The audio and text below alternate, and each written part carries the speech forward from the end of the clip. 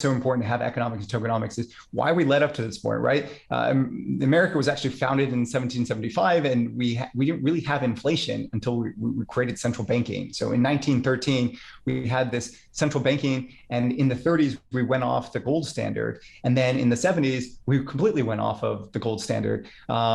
We had a portion of it in the 30s. And so what's happened is, if you take 1913, 150 years prior, you could buy a loaf of bread for about the same price 150 years later. So most people think inflation is normal. I've taught banking, financial markets institutions, it's not normal, right? And so it's actually very, very important to pay attention to these elements with the design of your blockchain and the economics and tokenomics around it, because if not, you're just creating the same thing. Again, the whole reason why we're here today is these elements. And so you have to really think about, are they creating a model that is truly deflationary in nature? And if they're not, then we're just going to end up in the same boat to begin with, be it on the blockchain itself. And inflation really robs people of their time, but because it's so hard to comprehend, meaning if you got $100 in your account, you don't ever see it go below 100, but your purchasing power now goes down based on rising prices within the environment. And it's been so normalized that no one really questions it or thinks about it. But it's very, very sad. And so it's the worst thing could possibly happen. And it's become so normalized and it's so out of hand at this point, it just gets accelerating even worse than it was before. I mean, the greatest wealth transfer happened in the financial crisis and then in COVID, right? Those are the biggest wealth transfers. We have more wealth disparity today than the Roman Empire did during its time, right? In terms of disparity of the people. And so you're seeing all of this chaos play out. And so it's very, very important to take all these elements into consideration, because there's this element of a quintillion effect where if you're located close to the money printer, you disproportionately benefit, right, than the people furthest away. And so the people who are getting hurt the worst are actually the people, the everyday person, right, who doesn't even understand what financial literacy is or economics or what investing is or anything. And so as investors or leaders within space, I really strongly believe that we have to be the voice for these people because they do not have the understanding or the financial literacy. And so that's why I've spent over 1,000+ hours really understanding the space, because there's so much money to be made in disruptive technology.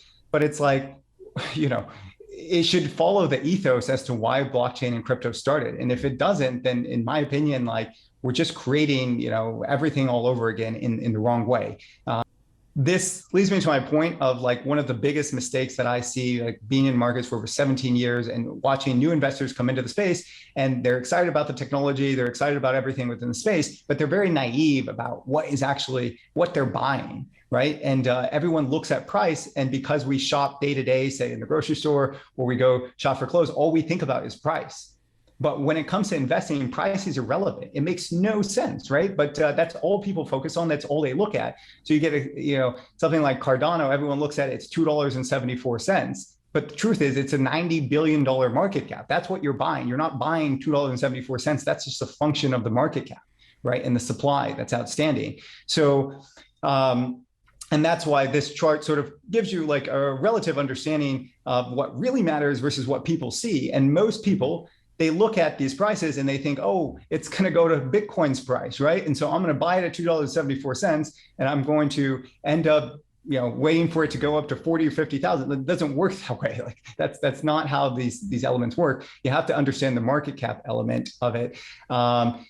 I wanted to try to give a better visual representation of this. So what I did is I created this sort of visual of understanding market cap as it relates to what you're actually buying in terms of the market as a whole. And so you can see Ethereum is sort of the largest market cap, right? Is over there at 374.8 billion. And then you can go all the way to the end to the right, and you see Elrond over there at 2.7 billion. But because people are so governed by price, they think, oh, I missed it. It's gone up X amount or whatever. But Elrond's still actually the cheapest or least expensive in the space itself, even though it's trading at $130, $140. It's actually super inexpensive. And that's